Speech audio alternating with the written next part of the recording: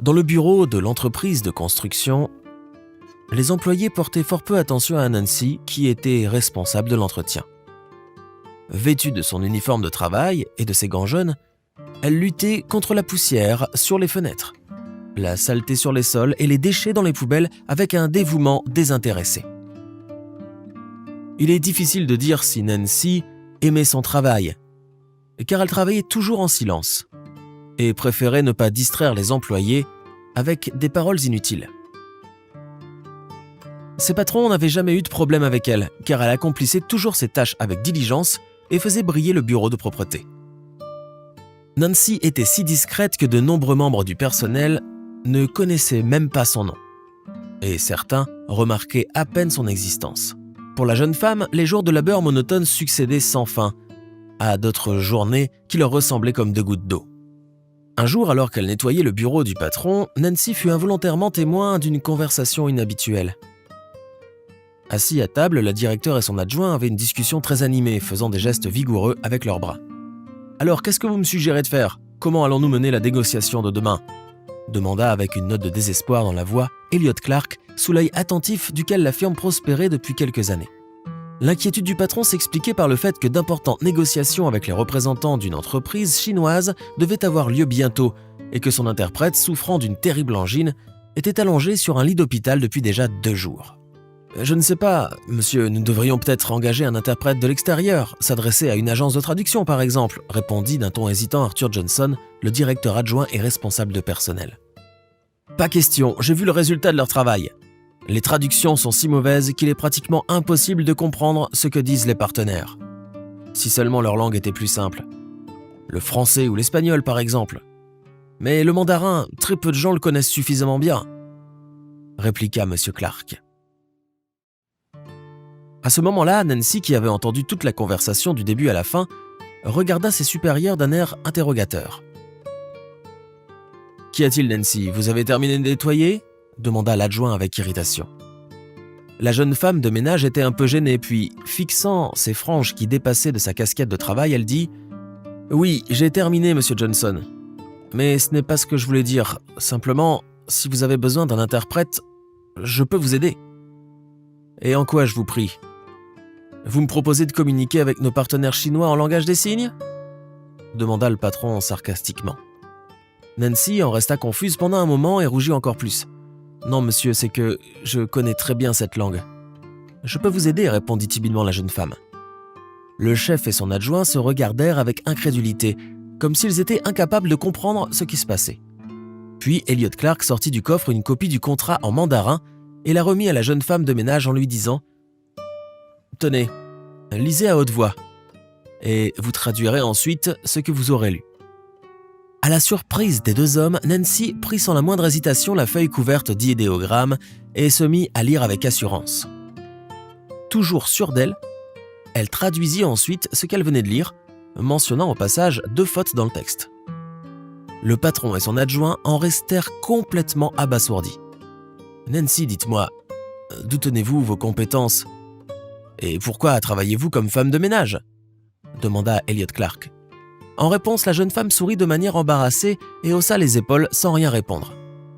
Bien sûr, le patron de l'entreprise savait qu'il prenait un risque en faisant appel à elle pour l'aider dans les négociations, mais il n'avait pas d'autre choix. Alors, il décida de tenter le coup. « Eh bien Nancy, je vais vous offrir une chance de faire vos preuves et de participer aux négociations de demain. Pour le moment, terminez votre travail, et M. Johnson vous accompagnera au magasin pour acheter des vêtements qui conviennent. Vous ne pouvez tout de même pas vous présenter aux négociations dans votre uniforme de travail, » dit M. Clark en souriant. Et une demi-heure plus tard, Nancy et le directeur adjoint se trouvaient déjà dans une boutique de vêtements située à proximité de l'entreprise. La vendeuse expérimentée évalua rapidement la silhouette élancée de Nancy et lui trouva la tenue de bureau qui lui convenait. Nancy regarda M. Johnson d'un air interrogateur pour connaître son opinion. Et celui-ci lui signifia son approbation en levant le pouce. Ce faisant, le directeur adjoint se dit aussi que son bureau avait de la chance d'avoir une aussi jolie femme de ménage. Une fois les achats payés, M. Johnson reconduisit Nancy à l'appartement que la jeune femme louait en périphérie de la ville. En lui disant au revoir, Arthur Johnson rappela à la nouvelle interprète à quelle heure elle devait se présenter au bureau le lendemain, puis au volant de sa voiture de luxe, il disparut dans le crépuscule. Le lendemain, Nancy se réveilla plus tôt que d'habitude pour bien avoir le temps de se préparer. Après avoir passé au moins 1 heure devant le miroir, elle enfila finalement ses nouveaux vêtements et se rendit au bureau. Pendant les négociations, M. Clark et son adjoint furent extrêmement nerveux et anxieux quant à l'issue des discussions, mais malgré leurs craintes, Nancy s'acquitta brillamment de sa tâche. Et la délégation chinoise ne tarit pas d'éloges pour cette interprète qui connaissait si bien leur langue. Félicitations Nancy. Pour être honnête, je ne m'y attendais pas. Je pense que vous devriez envisager de poursuivre votre carrière dans notre entreprise. Mais non en tant que femme de ménage, annonça solennellement le patron, satisfait du bon déroulement des négociations. Merci, je vous suis très reconnaissante, Monsieur Clark.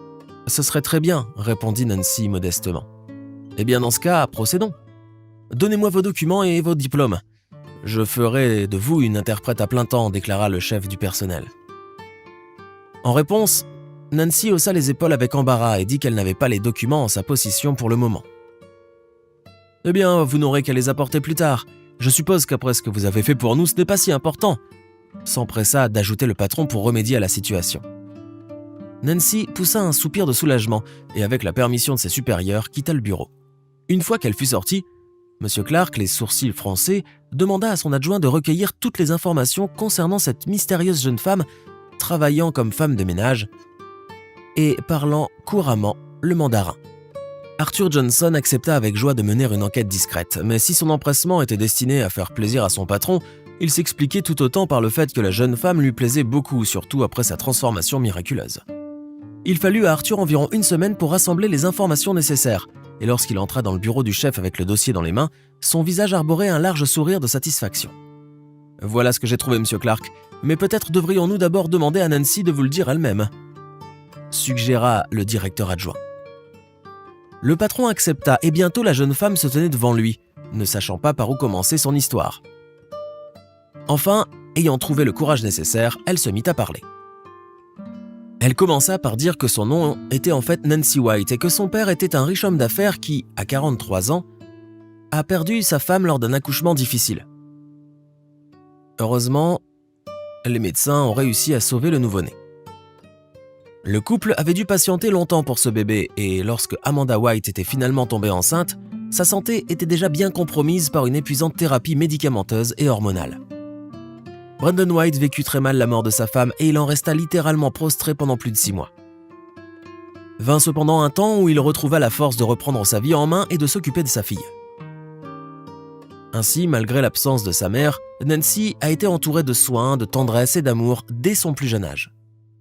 La fillette avait une nounou qu'elle adorait, une certaine Madame Reynolds, qui lui était dévouée.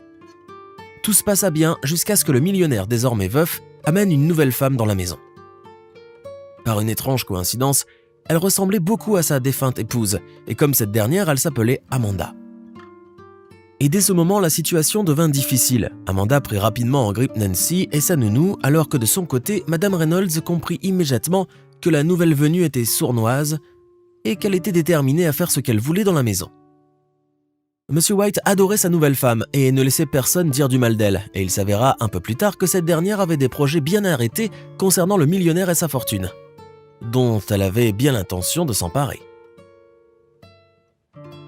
À cette fin, lorsque Nancy fut un peu plus âgée, elle proposa à son mari de l'envoyer étudier en Angleterre pour se débarrasser d'un seul coup de sa belle-fille détestée et de sa nounou. Brandon White pensa que la suggestion de sa femme était excellente et il acheta à Nancy un billet pour Londres. Le temps passa, loin de chez elle, se languissant de sa nounou adorée. Nancy reçut cependant une excellente instruction et apprit plusieurs langues. Malheureusement, au cours de cette période, son père commença à avoir de sérieux problèmes de santé, exacerbés par des douleurs cardiaques, et il devint un visiteur fréquent du service de cardiologie d'un hôpital privé. Et malgré tous les efforts des médecins, un jour une nouvelle crise cardiaque ne lui laissa aucune chance. Amanda n'avait aucune intention d'informer Nancy de la mort de son père. Et ce n'est que grâce à un appel de son ancienne nourrice que la jeune femme apprit qu'elle était désormais orpheline. Lorsqu'elle put enfin rentrer chez elle, le corps de son père avait déjà été enterré, et c'est alors que sa belle-mère lui dit qu'il avait légué toute sa fortune à sa femme. Comment est-ce possible? Je peux voir une copie du testament? Demanda Nancy timidement. Mais Amanda ne voulut rien entendre. Et après avoir donné à sa belle-fille la possibilité de dormir chez elle une nuit, elle l'a mis à la porte dès le lendemain matin. Qui plus est, Nancy constata un peu plus tard que tous ses documents avaient mystérieusement disparu de son sac. Privée de moyens de subsistance, Nancy décida alors de trouver rapidement un emploi, puis de réfléchir à ce qu'elle devait faire ensuite. Et c'est ainsi qu'elle devint femme de ménage dans le bureau d'une entreprise de construction. Après avoir écouté l'histoire de la jeune femme, l'adjoint marqua une pause et dit alors quelque chose qui étonna grandement la jeune femme. « En fait, Amanda vous a trompé, mademoiselle White, car votre père a bien légué toute sa fortune à sa fille, » dit-il alors en fixant Nancy. Le silence étonné fut interrompu par la voix du chef.